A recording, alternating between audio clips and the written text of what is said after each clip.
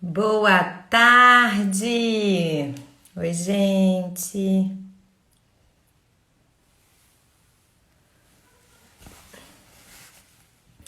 Hoje nossa live será sobre vaginismo, né? A dor na relação.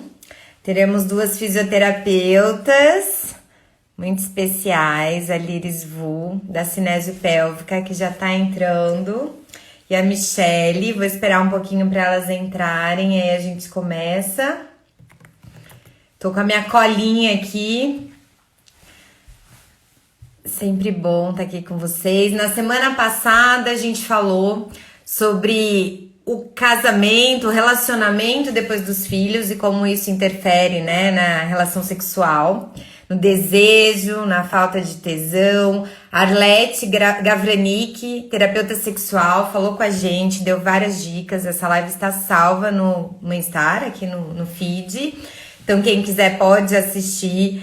E principalmente chamem os maridos, os companheiros. Eu brinco, várias pessoas, mulheres que assistiram a live da semana passada, me escreveram, eu tinha que meu marido tá aqui, né? Porque muito tem a ver também esse desejo com a Leti falou, né? Você tem que dar o bom dia já ser empolgante, não no sentido sexual, mas de carinho, de cuidado, de companheirismo, que tudo isso está envolvido ali em como a mulher vai se sentir desejada e também ter desejo e vontade de estar numa relação a dois, né? Então é toda uma construção que a Arlete compartilhou com a gente de como é o dia a dia do casal interfere nessas questões do desejo sexual. E hoje a gente vai falar com a Michele, com a Liris, sobre especificamente vaginismo. As duas são fisioterapeutas e muito expertas no assunto e vão compartilhar com a gente como que é o tratamento nesse caso, né? Que tem sempre é indicado que seja um tratamento multidisciplinar, né? Que tem aí o papel da ginecologista, o papel de uma terapeuta sexual e da fisioterapeuta pélvica, importantíssimo, porque tem vários fatores que podem contribuir com o vaginismo, desde congênitos, desde anatômicos ou questões de doenças, a gente vai falar um pouquinho disso, quanto psicológicos, né, emocionais, traumas que essa mulher pode ter tido em algum momento da vida, abusos anteriores, enfim. E agora a Michelle aqui entrou e nós vamos começar então a fazer esse bate-papo bem interessante. Aqui a Liris, deixa eu ver, cadê a Liris? Aqui, aceitar. Oi, Olá, Michele, tudo tudo bem? bem? Tudo jóia? Tudo ótimo. Deixa eu convidar a Liris aqui e a gente já começa. Oiê! Oi, tudo bom? Tudo ótimo, graças a Deus. Tá meio. Vou fechar aqui. Aí. Que bom esse encontro, né? Que semana passada eu me enrolei completamente.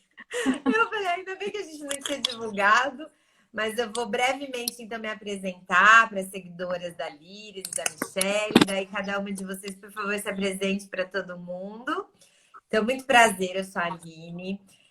Eu sou mãe de duas meninas, da Júlia, que tem 4 anos e meio, e da Pietra, que tem 2 e meio. E eu criei uma Star quando eu estava no meu primeiro puerpério. Sempre sonhei ser mãe. A Liri já ouviu essa história várias vezes.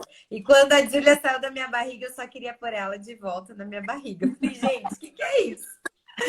Eu quase pirei. E aí eu criei uma Star como um canal de informação, de acolhimento, né? E ele virou uma empresa. Hoje eu me dedico ao Uma-Star completamente. A gente é uma curadoria de produtos e serviços focados no autocuidado da mãe.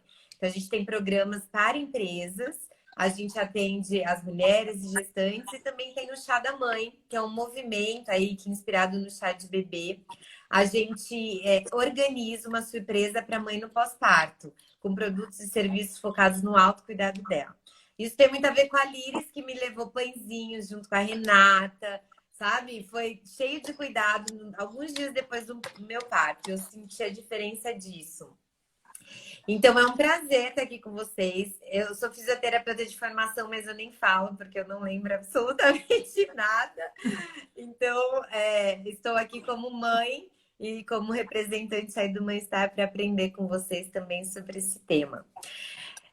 Liris, por favor, a Liris é convidada especial desde 2018 do Bem-Estar. Ela é curadora aí da nossa área de fisioterapia pélvica. Se apresenta um pouquinho, Liris, para a gente. Primeiro, obrigada por mais esse convite. É uma delícia estar aqui com a Aline e com a Michelle, que são duas grandes amigas, né?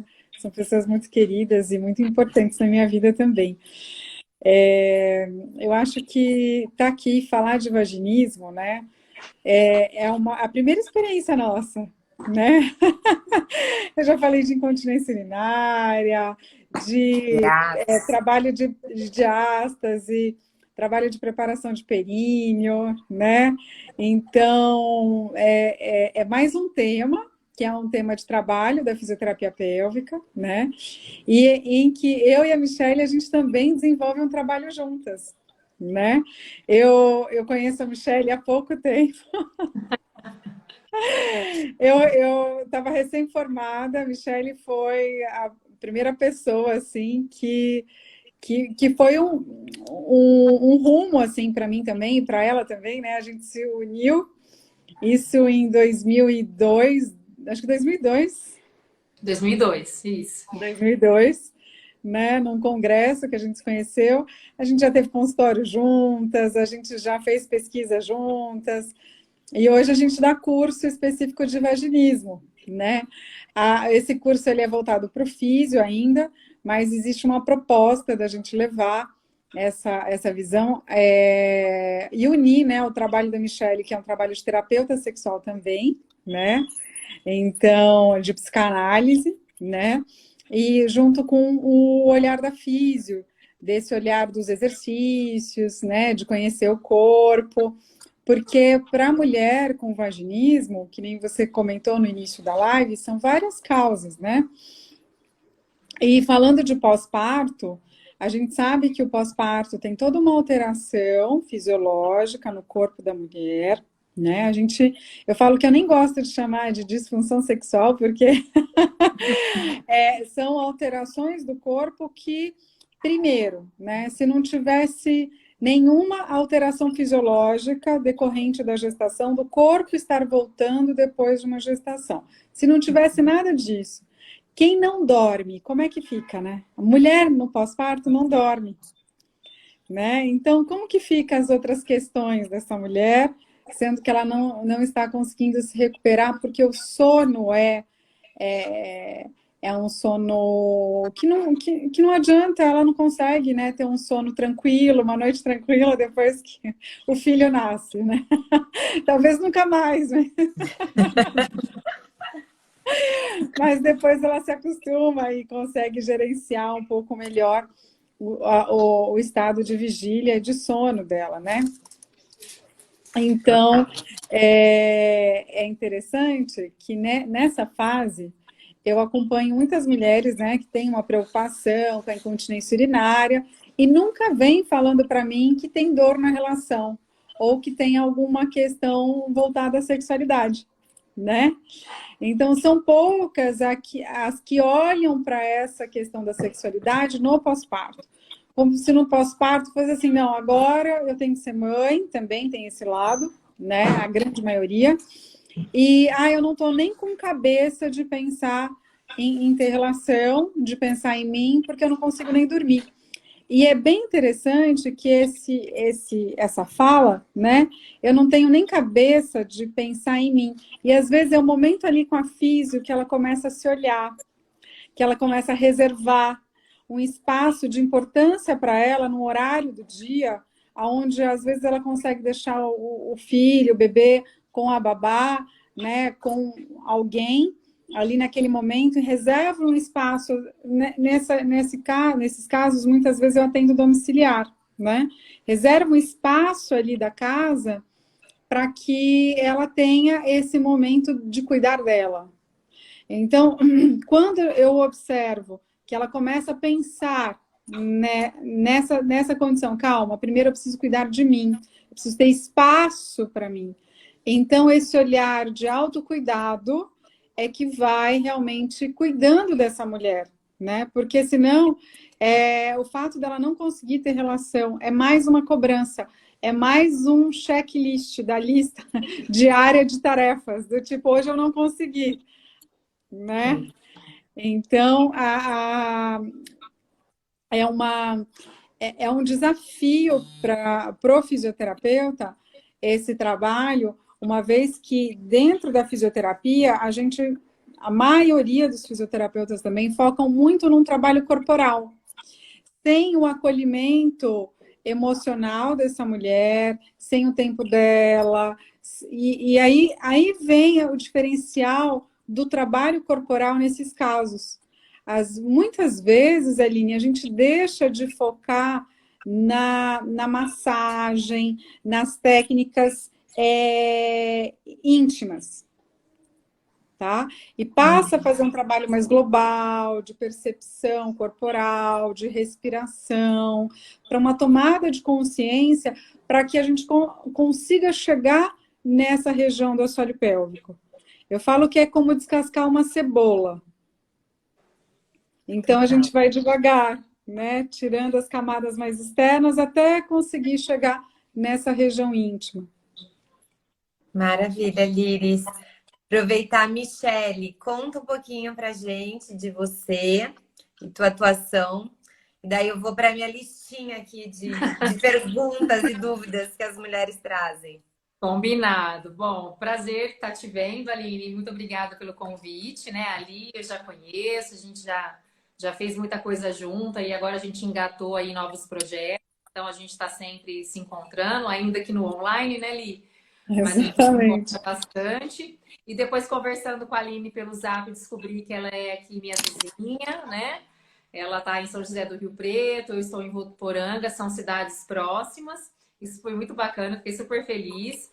Eu sou fisioterapeuta, né, há mais de 20 anos, com a formação voltada para a área pélvica, né, voltada para a uroginecologia.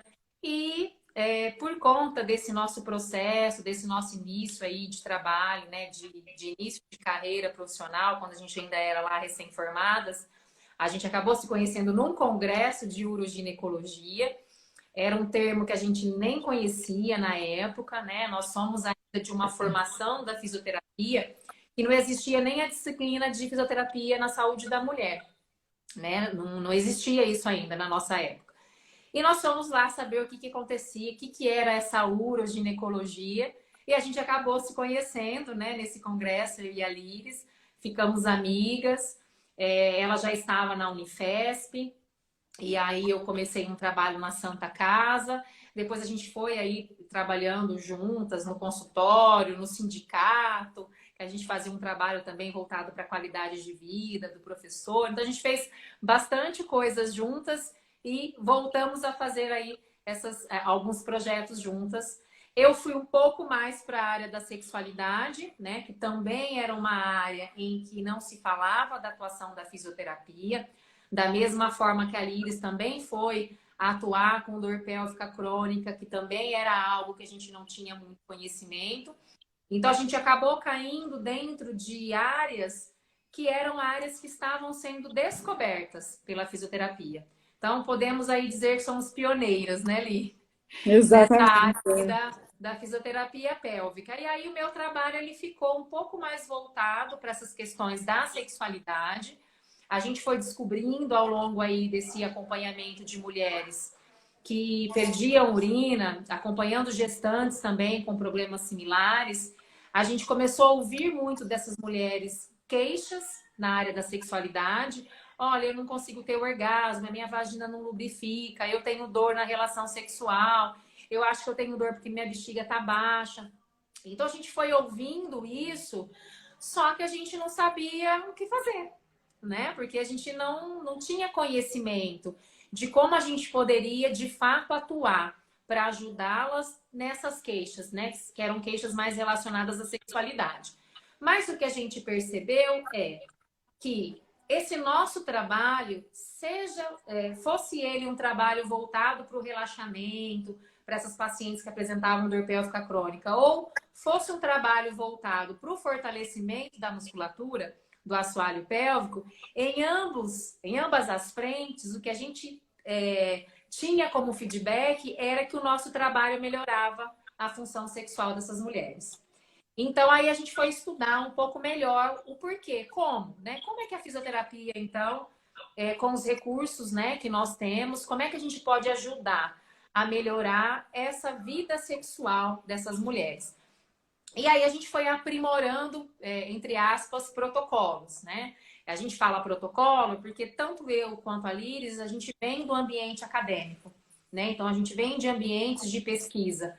Então, é claro, para a gente saber o que funcionava mais, o que funcionava menos, a gente foi criando grupos, né, de trabalho, frentes de trabalho, para ver como é que esse nosso engajamento, como é que esses nossos recursos, como é que eles impactavam, né, na vida dessas mulheres. E aí, depois disso, eu fui estudar sexualidade propriamente dita, né? Então, me formei em sexologia, em sexualidade humana, fui fazer o curso de terapia sexual também, porque como a Liris, ela bem abordou, tem muitas questões físicas que a gente atua, nós, da fisioterapia propriamente dita. Mas existem outras questões emocionais que também atrapalham, não são especificamente da nossa competência, né? Existem questões mais complicadas que a gente vai fazer o encaminhamento para a psicologia. Mas algumas outras informações ou formações que nós fomos agregando ao longo do tempo, tanto eu quanto a Liris, nos possibilitou esse olhar um pouco mais ampliado. Então, essa gestante que tem tantas questões que permeiam, né, o pensamento dela, as preocupações, essa mulher no pós-parto que tem uma demanda de vida completamente diferente do que ela tinha antes desse nascimento do bebê, a gente foi percebendo que a gente precisava ampliar um pouco esse nosso olhar. Então, a Liris, ela seguiu uma linha, eu fui seguindo mais a linha terapêutica, né? Então, aí eu fui estudar psicanálise, constelações familiares, para poder, para a gente poder, assim, conseguir acalentar essa mulher como um todo, né? Então, hoje a gente já consegue fazer um trabalho, tanto eu quanto a Liris, que é um trabalho que vai um pouco além, né, do trabalho da fisioterapia propriamente dita. Mas nós somos fisioterapeutas que estamos na ativa. Então, nós temos preocupações em relação ao assoalho pélvico, em relação à função, em relação à função da parede abdominal, que a gente tem esse cuidado de trabalhar, né? De estar sempre atenta para essas questões físicas também. Então, mais ou menos um pouquinho aí dessa nossa trajetória. E tudo isso culminou aí nesses nossos cursos. Hoje a gente ministra um curso específico, né, sobre vaginismo, sobre a atuação da fisioterapia. Nós temos alguns o ano passado, esse ano nós já fizemos 2 turmas, e agora a nossa ideia é ampliar um pouco, né? Estender, não só deixar isso restrito para fisioterapeutas, mas que outros profissionais da área da saúde também possam, né, conhecer um pouco melhor do vaginismo e tudo aquilo que engloba, né, essa disfunção, e como esses outros profissionais também podem auxiliar essa mulher, especialmente esse público que a gente está se dirigindo hoje, que são essas mulheres no pós-parto. Maravilha, Michele. Então vamos, para exemplificar, o que eu tenho recebido e a Liris, a maioria dos casos eu encaminho para a Liris, né, e compartilho com ela. Com o Mãe-Estar, o que eu vi? As mulheres me reconhecem como outra mulher que vive possivelmente os mesmos desafios, né? Então, muitas mulheres não têm coragem de falar para ninguém que tem N problemas psicológicos, emocionais ou na relação sexual. E para o Mãe-Estar, para mim e para as meninas do time, tem sido muito interessante porque a gente cria esse vínculo e ela começa, olha, eu não tô legal. De repente, ela vai aprofundando as queixas e muitas vezes a gente tem visto que está chegando a uma queixa muito frequente do relacionamento, que a gente já conhece as estatísticas, né? Depois que chegam os filhos, questões do relacionamento, mas chega a ser dor, muita dor na relação sexual, medo, não quero ter relação sexual, enfim. E aí, a gente aqui no Bem-Estar orienta sempre esse trabalho multidisciplinar, né? Então, a fisiopélvica, a terapeuta sexual e geralmente a gineco que já tem essa mãe, essa cliente, digamos assim, vem até nós, já está acompanhando.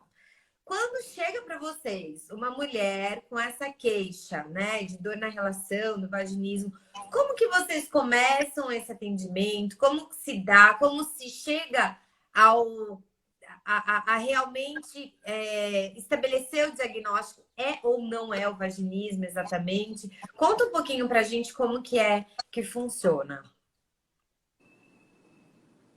Quer começar, Ali? Não, pode falar você. É ótimo essa parte, você responder. O diagnóstico do vaginismo, ele é um diagnóstico clínico, né? Não existe um exame que a gente vai lá e faz e aquele exame, ele lauda, né, o problema. O vaginismo, na verdade, ele é uma condição que hoje a nomenclatura vigente nem trata mais o vaginismo com esse nome, né? Na nomenclatura vigente, a gente juntou essas questões relacionadas à dor durante a relação sexual como sendo um transtorno de dor genitopélvica. Por quê? Porque muitas vezes nem o ginecologista, nem nós, fisioterapeutas pélvicos, conseguimos fazer a avaliação íntima, né? A gente precisa avaliar a vagina, a musculatura do assoalho pélvico via vaginal e, em alguns casos, essa avaliação ela não é possível de ser realizada. Porque a paciente não está preparada, ou ela não quer, ou ela sente dor. Então, muitas vezes essa avaliação não é possível, nem por parte do gineco, nem por parte da fisioterapia. Por isso que a nomenclatura ela mudou, né? Então, até que a gente consiga fazer uma avaliação dessa musculatura do assoalho pélvico, a gente vai classificar como sendo um transtorno de dor genitopélvica. O vaginismo, ele tem a característica de ser uma condição onde a penetração ela é impossível de acontecer. Não só a penetração do pênis, né? Mas de qualquer outro objeto. Então, por exemplo, o ginecologista ele usa o espéculo para poder fazer a coleta de material para o exame citológico. Ele não consegue fazer esse exame numa mulher que tem vaginismo, tá? Porque a mulher com vaginismo, ela não consegue deixar que nada chegue próximo a essa região da vulva, essa região da vagina. Então, toda vez que a gente se depara com queixa, né, ou com relatos, não consigo ter relação sexual de forma alguma, não consigo ter penetração com o parceiro, não consigo ir no ginecologista para fazer o exame de Papa Nicolau. Então, a gente já suspeita que seja um caso, né, que engloba aí a sintomatologia do vaginismo. A gente sabe que entre esses transtornos de dor, a gente tem a vulvodínia e a gente tem a dispareunia, que tem características diferentes. Então, a dispareunia é aquela mulher que tem dor na relação sexual, mas essa dor não impede a penetração. A vulvodínia também é uma dor que é, na verdade, uma dor mais vulvar, é uma dor mais externa, é uma dor que no máximo chega ao introito vaginal e que também não é um impeditivo para um exame ginecológico ou para uma penetração. Agora, o clássico vaginismo é aquela mulher que não consegue mesmo ter a penetração nem do pênis do parceiro e nem do espéculo quando ela vai ao ginecologista e nem da avaliação pélvica feita pela fisioterapia. Ela tem, de fato, um bloqueio, que é um bloqueio emocional, por conta das tentativas frustradas que levaram à dor. E ela tem também um bloqueio físico, né? Porque essa musculatura do assoalho pélvico na mulher com vaginismo, ela responde com o fechamento mesmo, né? Ela responde fazendo ou promovendo um espasmo dessa musculatura. Há, de fato, uma contratura muscular que muitas vezes impede Então a gente precisa quebrar esse ciclo, né? Esse ciclo de dor, tensão, uma tensão que gera mais dor, que gera mais tensão. E aí esse nosso início de trabalho é esse trabalho que começa, como a Liris falou, né? É um trabalho de fora para dentro, né? E é um trabalho devagar. Então a mulher que chega para a gente diz para a gente, olha, eu acho que eu tenho vaginismo. E que na nossa avaliação a gente chega a essa mesma conclusão pela história clínica dela. Que tudo indica de fato que ela tem um quadro de vaginismo, a gente não chega já fazendo essa avaliação pélvica íntima, né? Expondo ela a uma situação que é a situação de dor ou que é a situação que emocionalmente muitas vezes a desestabiliza. Então, a gente primeiro conversa, a gente quer entender como é que isso aconteceu, em que momento da vida isso surgiu, se surgiu desde as primeiras relações, ou se isso eventualmente aconteceu no pós-parto, que é algo muito comum, né, que a gente recebe bastante no consultório. E aí a gente começa a fazer todo um trabalho que a gente chama de trabalho de dessensibilização. Não é só uma dessensibilização física, mas é uma dessensibilização emocional também. Porque a gente ajuda essa mulher a entrar em contato com o problema, mas lidar com esse problema de uma outra forma, né? Ao invés dela lidar com esse problema se fechando para o problema, a gente ajuda ela a passar por isso, fazendo com que ela se redescubra. Então, esse trabalho que a Liris citou, que vai desde um trabalho de respiração, de percepção corporal, de exercícios de relaxamento, dessa percepção do corpo, da percepção do que ela gosta, de onde ela gosta de ser tocada ou não, tudo isso entra nesse pacote aí que a gente chama de tratamento, né?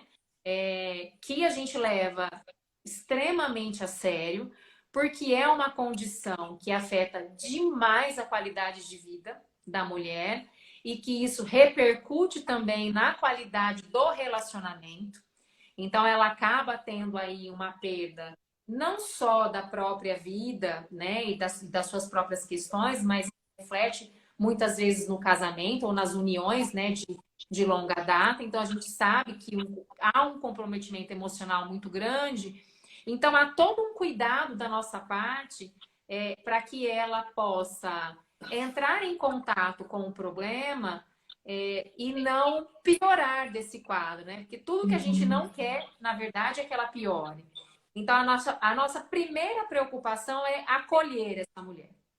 Então, é uma preocupação, por exemplo, que a gente tem e é uma preocupação que a gente procura sempre nas nossas formações plantar essa sementinha, né, Li? Da importância desse acolhimento, da importância de ouvir essa mulher, né, de entender a história dela, de entender como é que esses sintomas se instalaram ao longo da vida dela, para que a gente possa ir descascando, né, as camadas, como a Liz colocou, as camadas dessa cebola. Então, a gente vai realmente fazendo um trabalho devagar, né? Não é um trabalho do dia para a noite. A gente não resolve um vaginismo com 2 ou 3 sessões de fisioterapia, né? É um processo, é uma construção que a gente vai alcançando junto com a paciente. E poder trabalhar junto com a Michelle está sendo muito bom também, Aline, porque assim, você imagina que quando a paciente me procura, muitas vezes ela não está fazendo acompanhamento, né, psicológico. E o diferencial de ter um outro profissional dando assistência, que ele não é, ele tem um entendimento da psicanálise, mas também da fisioterapia, ajuda, né? Um exemplo disso, o que acontece? Às vezes vem paciente para mim que está fazendo acompanhamento psicológico, mas não com um profissional voltado para terapia sexual, para entender as disfunções sexuais, né? E às vezes, no processo terapêutico, a coisa está ali estagnada. E o que acontece com a físio? Como a gente mexe com o corpo, a gente mexe com as memórias, né? Então começa a aflorar, às vezes, lembranças, né? Se teve história de abuso, história de um sofrimento mais profundo, né? quando a gente começa a mexer com a região íntima, você vai tirando as defesas da pessoa, porque a forma como a pessoa se fecha, como ela tensiona, como ela tem dor e como ela relata a dor dela, tudo isso fala em favor de aspectos que a pessoa criou mecanismos para se defender, né? Então, por isso que a gente tem que ter muita parcimônia e equilíbrio, né? No momento em que a gente vai lidando com essa estrutura corporal, porque a gente sabe que ali tem uma história, né? Então, o que diferencia muito o trabalho do fisioterapeuta quando ele tem um olhar mais psicanalítico é isso também, né? Então, a gente não vai lá fazer massagem no períneo logo de cara, às vezes nem avaliação. Então, tem recursos que a gente usa, que às vezes é o vibrador, que a gente chama de massageador terapêutico, ou massageador íntimo, né? Tem o uso de dilatadores, né? Esses dilatadores vai ajudando a mulher ir se acostumando, né, com a introdução e com a saída, né? Porque tanto é a dificuldade para introduzir o dilatador, como permitir o dilatador sair, né? Às vezes a tensão é tanta que só dela respirar e permitir que saia, ela sai dessa posição de controle, de resistência ali, né? Então, quando vai quebrando essa rigidez, né? Ela vai entrando em contato com outras possibilidades que saem do controle dela, ela tem que ter um olhar terapêutico aí de acolhimento. E quando eu comecei a acompanhar alguns pacientes junto com a Michele, isso deu um salto, né? Então, tem discussões de casos que a gente faz, assim, que ela fala ali, ó, agora está no momento de fortalecer, porque a gente já conseguiu o relaxamento que tinha necessidade, e ela, por ser fisioterapeuta, ela sabe o que eu fiz e ela consegue dar continuidade, né? Então, eu percebo que essa interação nossa nessas mulheres, ela faz toda a diferença, né? E uma coisa que eu estava pensando enquanto a Michele estava falando é toda essa dinâmica do pós-parto. Porque a gente pensa assim, no pós-parto, a mulher engravidou, então vaginismo ela não tem. Né? Mas o que acontece? Existem mulheres que sempre tiveram dificuldade para ter relação antes da gravidez. Né? A gente mesmo tem várias histórias de mulheres que falam para a gente, eu quase nem tive relação direito e já engravidei. Né? Sim. Então, assim, o que acontece? Isso, a mulher tem... Eu tenho pacientes que eram vagínicas, que engravidaram, né? E que queriam parto normal. E que me procuraram pro parto normal. E que a gente conseguiu evoluir ao longo da gestação, com todos os processos iguais do vaginismo, para que ela conseguisse ter parto normal. Né? Eu tenho várias histórias assim de mulheres que não se olhavam, que não se tocavam, e que na gravidez foi uma experiência de oportunidade para olhar para a região íntima, que ela nunca tinha vivido isso.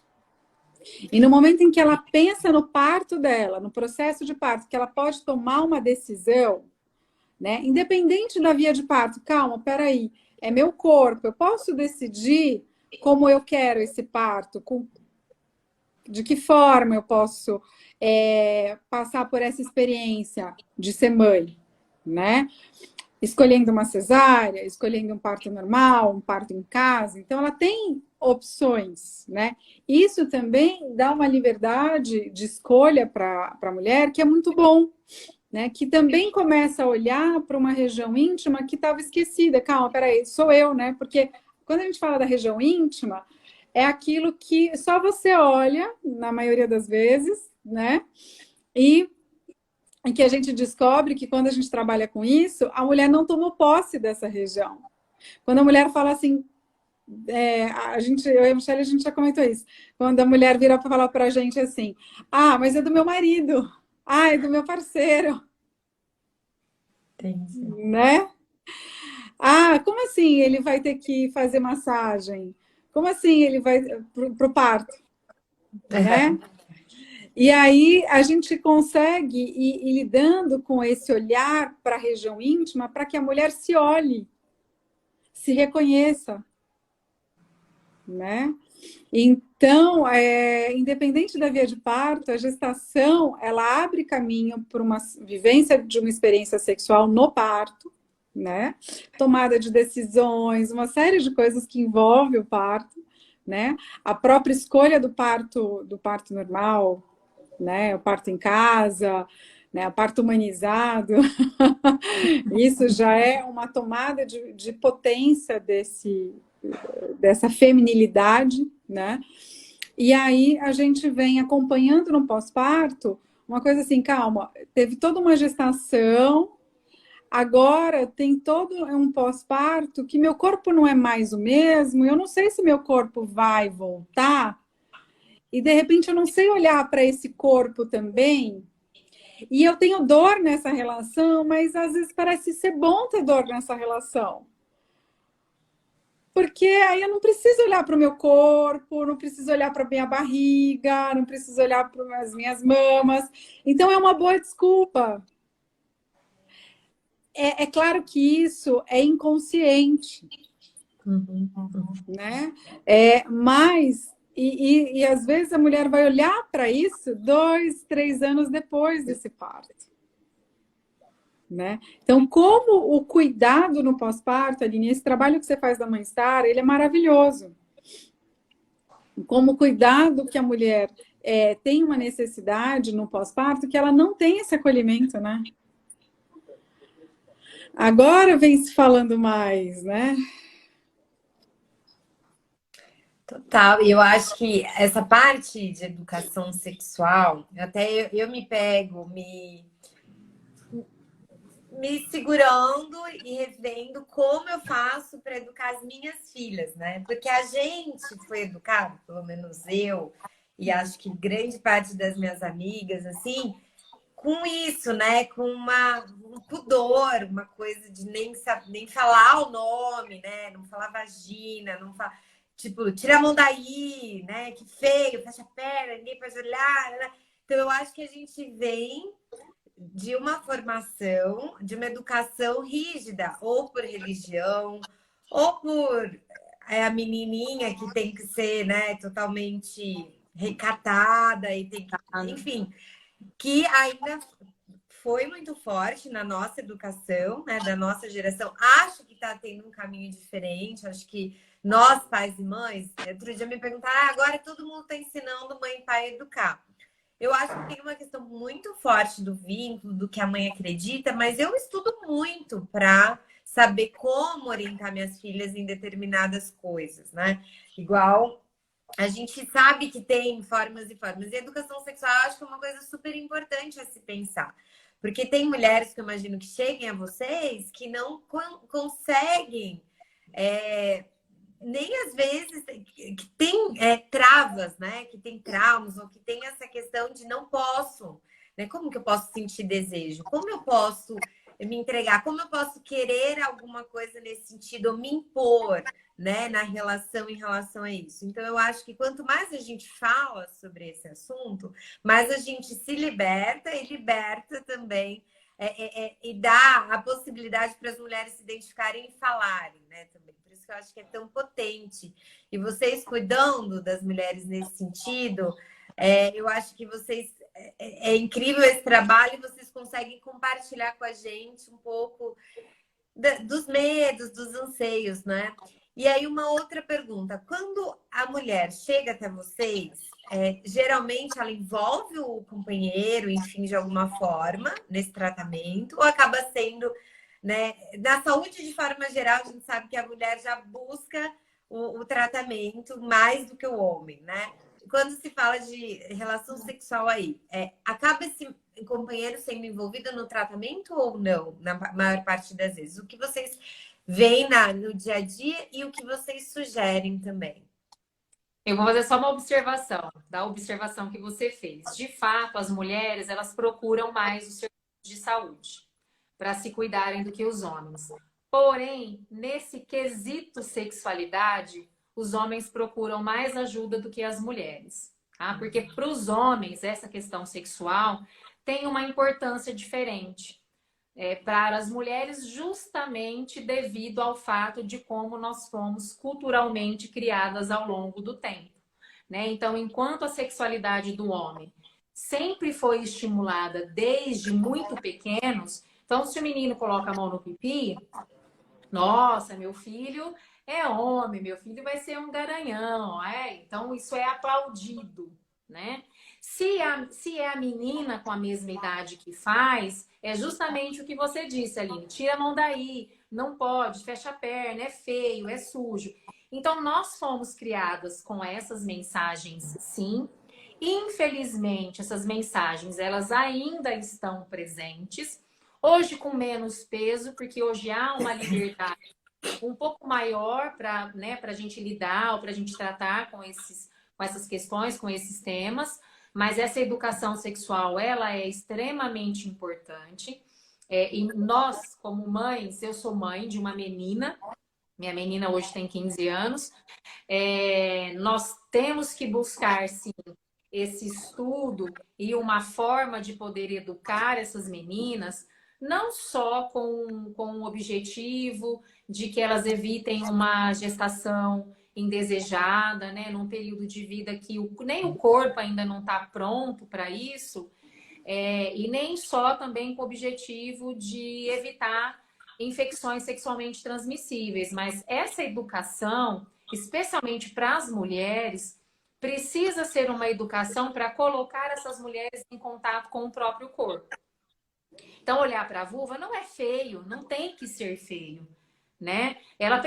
Nós precisamos olhar para a nossa vulva, nós precisamos olhar para o nosso corpo, nós precisamos tocar o nosso corpo para saber onde a gente gosta ou não de ser tocada, porque o outro não tem bola de cristal, né? Então, esse é um trabalho que é importante que a gente faça.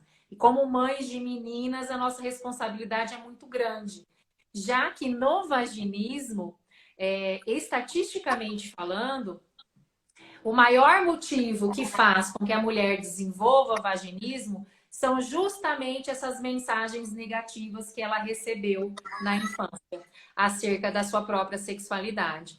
Então, essas mensagens, é feio, é sujo, não pode, não põe a mão aí, é esse caminho que leva essa mulher na fase adulta a acabar desenvolvendo essas entraves, né, emocionais, esses bloqueios que acabam levando ao quadro, né, ou à sintomatologia do vaginismo. Então, é muito importante esse trabalho de educação sexual. Ele é fundamental, né? Então, é um trabalho que hoje em dia a gente procura fazer essa divulgação.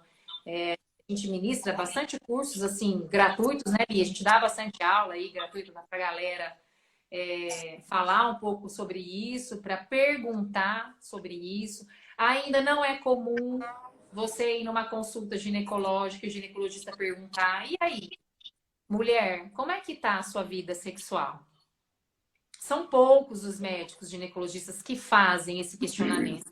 E aí a crítica aqui não vai só para os médicos, tá? Eu tô falando de médicos, mas tem fisioterapeuta que não pergunta, tem psicólogo que não pergunta, né? Tem enfermeiros que não perguntam. Então, a área da saúde, de forma geral, deveria ter essa preocupação, pelo menos de orientar. Talvez esse profissional não vai acompanhar, não vai tratar essa disfunção, mas esse profissional, ele pode passar informações básicas importantes para que essa mulher tenha conhecimentos mínimos e bons conhecimentos para lidar com a sexualidade dela de forma mais positiva. Total. Super necessário, Michele. Acho que a gente faz uma outra live depois para você nos orientar exatamente como falar com as meninas sobre esses assuntos, né? Eu acho super interessante. Tem lá no link da bio do meu Instagram, tem um e-book de educação sexual que é gratuito. Então, quem estiver aqui assistindo, é só clicar lá no link da bio e baixar o e-book gratuitamente. Aquele já é um guia básico de educação sexual.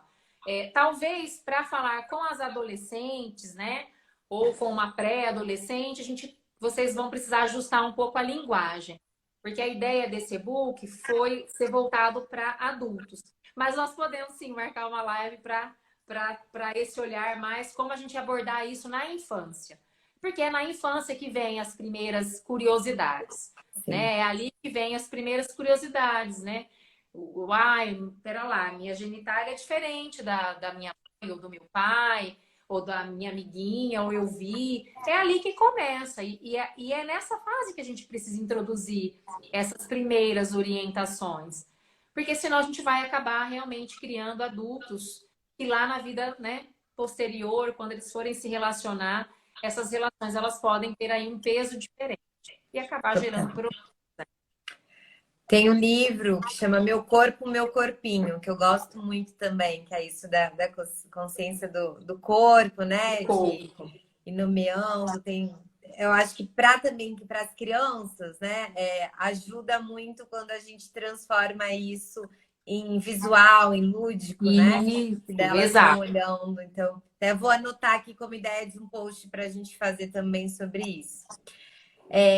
Quais ferramentas vocês falaram do vibrador, né, com outro nome, o massageador, que outro, durante o tratamento da fisioprovaginismo, o que vocês utilizam, né? E se tem mais ou menos, assim, tempo de tratamento, deve ser, obviamente, muito individual, mas, assim, a experiência de vocês, tem cura? Em geral, quanto tempo? Como se volta com frequência? Alguma coisa que a mulher tem que sempre estar atenta, né? Como que é a reabilitação? Tem cura. Pode ter recidiva? Pode ter uma recidiva, né? Recursos, além do vibrador, do massageador terapêutico, que a Liris mencionou, e a Liris também já mencionou os dilatadores, a gente, em alguns casos, a gente pode usar a eletroterapia, né, que são recursos específicos da fisioterapia, alguns aparelhos que a gente pode utilizar para ajudar a favorecer esse relaxamento, mas a nossa principal ferramenta é a cinesioterapia, né, Li? Fala um pouquinho da cinésio aí. Que são os exercícios terapêuticos, né? Então, a base dos exercícios é a percepção corporal. É sentir a musculatura, quando que a musculatura contrai, quando que ela relaxa. Essa musculatura, ela contrai em camadas. A gente tem a camada mais externa, tem a sensação da camada do meio, tem a sensação da camada profunda quando contrai. E aí, o que é relaxar? Então, quando a gente solta, o que é se soltar? Será que a gente consegue soltar todas essas camadas? Por exemplo, quando você pensa em prender o número 1, ou prender o número 2, você sente camadas diferentes. E quando você relaxa aquilo que você percebeu, que contraiu? Né? Será que você tem essa noção de relaxar? Então, o primeiro ponto é a percepção corporal. A partir dessa noção da musculatura, a gente também vai trabalhando os pontos ósseos, né? Onde que ficam os ossinhos, onde ficam os músculos. Então, eu já senti os músculos. Agora, deixa eu sentir os ossos. A partir dos ossos, eu vou trabalhar a minha coluna, o meu alinhamento postural, os movimentos do meu corpo. Porque o movimento do corpo, ele tem uma tendência. O que é essa tendência? Quando eu faço a coisa de arrebitar o bumbum, qual que é a tendência desse movimento? É abrir o peito. Quando eu faço o movimento de fechar o bumbum, qual que é a tendência? É fechar o peito, é fechar as costas. Então, quando eu estou no momento da relação, que eu estou com o meu bumbum fechadinho, eu também estou toda fechadinha. Então, eu vou tendo a noção de que eu tenho que abrir, os ossinhos afastam, eu solto os ossinhos, o músculo também solta. E aqui vai abrindo meu peito à medida que eu abro os ossinhos lá embaixo. Eu tenho esses movimentos dos ossinhos que se abrem, mas eu tenho também o movimento do ossinho aqui de cima, do meu quadril, da minha bacia, que também movimenta. Um pode subir, o outro descer, um mexe para frente, o outro mexe para trás. A coluna, ela se arqueia, ela retifica, ela diminui a curvatura. Eu sinto uma pressão lá na região do meu períneo. Eu tiro a pressão do meu períneo. Eu tô travada aqui. Eu relaxo aqui, eu relaxo lá embaixo. Olha como é importante trabalhar o corpo. E aí o que a gente vai fazer na fisioterapia é principalmente o trabalho corporal que dá base, né? Porque se o paciente, se a paciente, se a mulher for até o consultório do fisioterapeuta e usar só o aparelho, como é que ficam essas experiências corporais? O aparelho é bom para melhorar a circulação no local, para diminuir a tensão da musculatura, então é recurso a mais.